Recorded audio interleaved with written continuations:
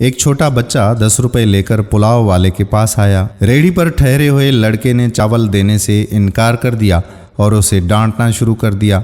मैं अभी कहने ही वाला था कि भाई बच्चे को चावल दे दो, बाकी के पैसे मैं अदा कर दूंगा, कि इतने में पुलाव वाला खुद आ गया और बच्चे से 10 रुपए लेकर उसे बहुत प्यार से शापर में चावल डालकर दे दिए। मैंने उससे सवाल पूछा कि भाई महंगाई के इस दौर में 10 रुपए के चावल? कहने लगा कि बच्चों के लिए कैसी महंगाई यार, बच्चे तो बच्चे ही होते हैं ना। वो मजीद कहने लगा कि मेरे पास 5 रुपए लेकर भी आते हैं ये बच्चे, और मैं उन बच्चों को भी इनकार नहीं करता, जबकि 5 रुपए तो सिर्फ शापर और सलाद के भी नहीं होते।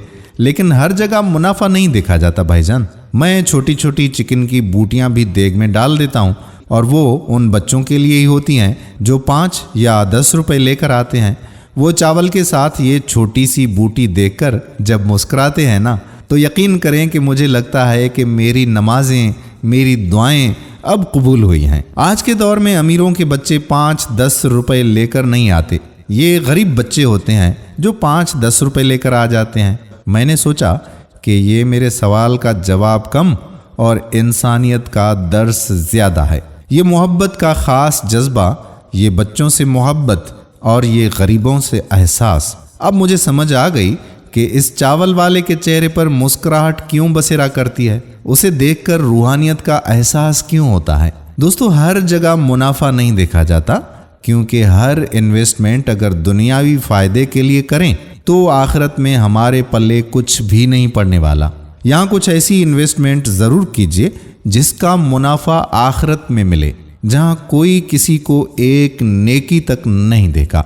अल्लाह ताला हमें दूसरों पर रहम और दूसरों के साथ अच्छा बर्ताव करने की तौफीक अता फरमाए। आमीन सुम्मा आमीन या रब्बल आलमीन। दोस्तों, हम उम्मीद करते हैं कि हमारी आज की वीडियो भी आपको पसंद ज़रूर आई होगी और अपने दोस्तों के साथ इसे शेयर भी ज़रूर कर देंगे। क्या पता कि आपके शेयर करने से ये वीडियो ऐसे लोगों तक पहुंच जाए जो लोगों की मदद करने की ठान लें। तो याद रखिएगा कि इसका अजर व सवाब आपको भी मिलेगा और हमें भी मिलेगा।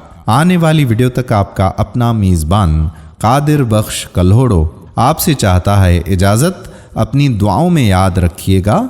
अल्लाह हाफिज़।